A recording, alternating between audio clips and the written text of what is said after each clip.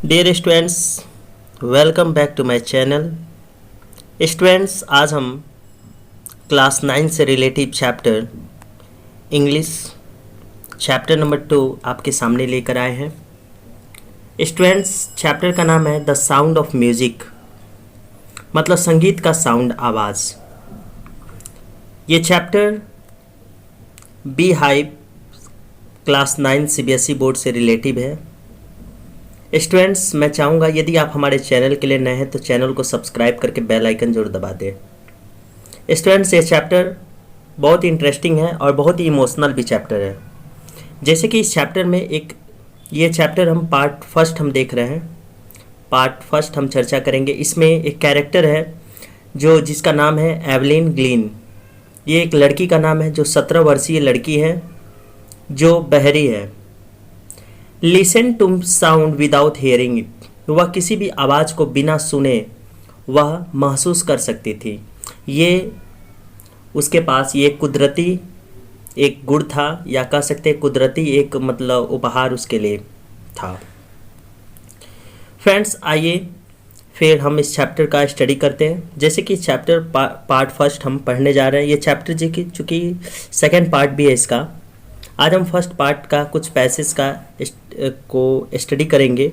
जैसे कि आप देख सकते हैं यहाँ लिखा है, rush hour crowd jostle for position on the underground train platform. Students, थोड़ा सा ध्यान रखेंगे। यहाँ पर लिखा है एक वर्ड रस हावर्स क्राउड जॉस्टल्स। इसका मतलब हुआ कि बहुत जल्दीबाजी में धक्का धुक्की वाले जगह को हम बोलते हैं। जैसे कि आप अक्सर देखते हैं बाजार हुआ या रेलवे स्टेशन हुआ, कभी कभी ऐसी भी गतिविधि भी हमें देखने को मिलता है कि वहाँ बहुत धक्का धुक्की रहता है। तो आइए देखते हैं फिर। जैसे कि लिखा है, rush hour crowds jostle for position on the underground train platform. इसका अर्थ पीछे से लेंगे, कह सकते हैं अंडरग्राउंड रेलवे ट्रेन में काफ़ी काफ़ी भाग दौड़ थी।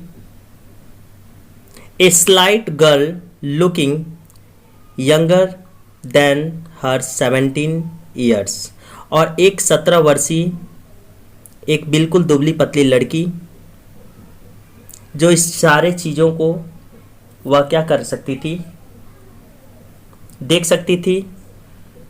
वॉज नर्वस, वह बहुत क्या थी, उदास थी। Yet excited as she felt the vibration of the approaching trains, फिर भी वह थोड़ा सा क्या थी, एक्साइटेड थी, उत्तेजित थी, क्योंकि उसने ट्रेन को मतलब अप्रोचिंग मतलब आते हुए उसके कंपन को वह महसूस कर सकती थी। मतलब ट्रेन के आने के जो गतिविधि था उसको वह महसूस कर सकती थी। भले ही वह उस आवाज़ को नहीं सुन सकती थी लेकिन महसूस कर सकती थी। इस बात से वह 17 वर्षीय जो टीनेगर जो गर्ल जो थी 17 वर्षीय, वह इस चीज़ को महसूस कर सकती थी। It was her first day at the prestigious royal academy of music in London, और यह कह सकते हैं, और उस लड़की के लिए एक प्रेस्टिजियस रॉयल एकेडमी जो जगह था जो लंदन में था, जहाँ पर वह छोटी सी लड़की का क्या था, फर्स्ट डे मतलब पहला दिन था। उस छोटी सी लड़की का पहला दिन था। फिर उसमें कह रहा है, and daunting enough for any teenagers fresh from the Scottish farm, और जो कि वह लड़की जो थी वह कह सकते हैं जो बहुत छोटी थी और थोड़ी सी घबराई हुई थी, जो एक टीनेजर्स के अंदर होता है, जो स्कॉटिश से अभी बाहर दुनिया में वह निकली थी। But this aspiring music face a bigger challenge than most, परंतु वह उसके लिए, वह अन्य व्यक्तियों के लिए कह सकते हैं, क्योंकि यह जो 17 वर्षीय जो लड़की थी वह अन्य को या दूसरे के मुकाबला में वह काफ़ी फेस की थी, चैलेंज को क्या की थी, फेस की थी। शी वॉज प्रोफाउंडली डीफ, वह बिल्कुल क्या थी, बहरी थी, अर्थात वह सुन नहीं सकती थी। आइए फिर सेकेंड पैसेज का हम स्टडी करते हैं। Evelyn Glennie's loss of hearing had been terribly. Her mother remembers noticed something was wrong when 8 years old Evelyn was waiting to play the piano. कर एवलिन की जो माँ थी वह अक्सर उन्हें याद दिलाती थी, बताती थी, और एक दिन एवलिन जो थी वह पियानो को बजाने का क्या कर रही थी, वेट कर रही थी। मतलब एवलिन की यहाँ थोड़ा सा ध्यान रखेंगे। एवलिन ग्लीनिंग लॉस ऑफ हियरिंग, मतलब चूंकि वह सुन नहीं सकती थी, हैड बीन ग्रेजुअली, यह उनका स्वाभाविक था कि वह सुन नहीं सकती थी। Her mother remembers noticing something was wrong when 8 year old Evelyn was waiting to play the piano.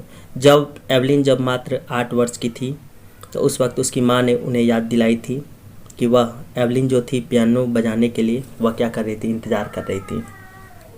They called her name and she did not move, और वह उसे मतलब उसकी जो माँ थी उन्हें कई बार मतलब एवलिन को बुलाई थी लेकिन वह उन्हें नहीं सुनी थी। I suddenly realise she had not heard said Isabel Glennie. ये इसाबेल जो ग्लीनी है वह उनकी माँ है, जो अचानक वह इस बात को महसूस की थी कि वह कई बार उन्हें मतलब बुलाई थी लेकिन वह इस आवाज़ को नहीं सुनी थी। For quite a while 11 manage to conceal her growing deafness from friends and teachers. और कई बार ऐसा भी हुआ था कि एवलिन जो थी वह इस बात को अपने दोस्त और टीचर से भी, यह बात अपने मतलब उसे कम सुनाई देता या उसे नहीं सुनाई देता, इस बात को वह क्या की थी, छिपा कर ढक कर रखी थी। इस बात को वह किसी से शेयर नहीं की थी। But by the time she was 11 her marks had deteriorated and her headmistress urged her parents to take her to. और इस दौरान हम कह सकते इसी समय जब वह 11 में वह थी तो उनके मार्क्स जो थे वह अक्सर क्या होते थे, कम आते थे, और जिसके चलते जो हेड मिस्ट्रेस थी उनके पेरेंट्स को उसके पेरेंट्स को मतलब बुलाने के लिए वह मतलब कहें किसी स्पेशलिस्ट के पास उसे लेकर जाए। आगे फिर देख सकते हैं। It was then discovered that her hearing was severely impaired as the result of gradual nerve damage. और तब ऐसा पता लगा कि उनकी जो सुनने की जो शक्ति, जो इंद्रियां जो थी, वह किसी नस में वह क्या हो गया था, डैमेज हो गया था। मतलब उसका कुछ इंद्रियां जो थी वह क्या हो गई थी, खराब हो गई थी, जिसकी वजह से वह सुन नहीं पाती थी। They were advised that she should be fitted with hearing aids and sent to the school for deaf. और उन्हें यह भी सलाह दिया गया था उनके माता पिता को कि उनके कानों में कोई मतलब सुनने वाला यंत्र को क्या कर दिया जाए, फिट कर दिया जाए, और उन्हें किसी बहरे स्कूल में क्या कर दिया जाए, दाखिल करा दिया जाए। Everything suddenly look black says Evelyn. Evelyn मतलब कहती हैं कि उनके लिए वह मतलब संसार जो था वह काफ़ी ब्लैक, मतलब चारों तरफ से कालापन हो गया था। मतलब संसार जो था उनके लिए क्या बन चुका था, अंधकारमय बन चुका था। स्टूडेंट्स, आई होप आपको समझ में आ रहा होगा। आइए फिर नेक्स्ट पैसेज का स्टडी करते हैं। जैसे कि आप देख सकते हैं, बट यहाँ से हम देखेंगे was going to give up, और यहाँ तक कि एवलिन जो थी वह मतलब इस चीज़ को छोड़ने को तैयार नहीं थी। She was determined to lead a normal life and pursue her interest in music, और अपने आप को वह म्यूज़िक की तरफ मोड़ दी, अर्थात आकर्षित की, मतलब रुचि बढ़ाने लगी। One day she notice a girl playing a xylophone and decide that she wanted to play it too। एक दिन उसने, अर्थात जो एवलिन जो थी, उसने नोटिस किया कि एक छोटी सी बच्ची जाइलोफोन बजा रही थी, और तभी उसने भी निश्चय किया कि वह भी उस जाइलोफोन को क्या करेगी, बजाएगी। Most of the teacher discourage her, but percussionist इसको पढ़ेंगे। Ron Forbes spotted her potential. परंतु बहुत से अध्यापक जो थे उसे हतोत्साहित करते थे। परंतु एक ऐसे व्यक्ति थे जिनका नाम था, आप यहाँ देख सकते हैं, रॉन फॉर्बस जो था, वह उनके क्षमताओं का अर्थात एवलिन के क्षमताओं को वह पहचाने। He began by turning to large drum to different notes, और तब वह क्या किए, भिन्न भिन्न मतलब कह सकते दो बड़े मतलब बड़ा ड्रम लिए और उसमें से डिफरेंट नोट्स मतलब आवाज़ें निकालते थे, अर्थात उसे बजाया उन्होंने। आगे फिर देखते हैं, don't listen through your eyes ears he would say, उन्होंने कहा कि तुम इसे अपने ईयर्स मतलब कानों से मत सुनो, try to sense it some other way, इसे कुछ अन्य अंगों से सुनने का महसूस करने का कोशिश करो। से एवलिन सडनली, तभी एवलिन अचानक कही, to the sense of some way sorry I realise I could feel the higher drum from the rest up and the lower one of the rest down, और तभी एवलिन ने यह महसूस किया कि वह बड़े ड्रम वाला जो आवाज़ था वह अपने कमर के नीचे वाले हिस्सों से क्या कर रही थी, सुन रही थी, और जबकि जो छोटा वाला जो ड्रम था वह अपने कमर के मतलब नीचे वाले हिस्से से क्या कर रही थी, सुन रही थी। फॉर्बस रिपीटेड द एक्सरसाइज, फॉर्बस जो थे, फॉर्बस वह इस चीज़ को वह दोबारा रिपीट किए। And soon Evelyn discover that she could sense certain notes in different parts of the body, और तभी एवलिन जो थी वह तभी महसूस उन्होंने किया, एवलिन महसूस की कि वह अब अलग अलग मतलब ये जो नोट्स जो था, आवाज़ जो था, वह अपने शरीर के अलग अलग हिस्सों से क्या कर रही थी, सुन रही थी। I had learn to open my mind and body sounds and vibration, और तभी एवलिन मतलब इस बात को कहती है कि मैंने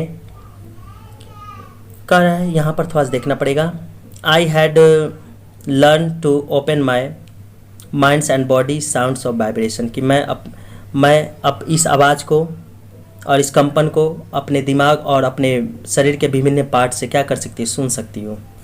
the rest was see determined and hard work, और बाकी सब जो था एवलिन के मेहनत और स्वयं कठिन परिश्रम का था। तो स्टूडेंट्स, यदि आपको ये वीडियो पसंद आया हो तो शेयर और सब्सक्राइब जरूर करें। So friends, thanks, that's all.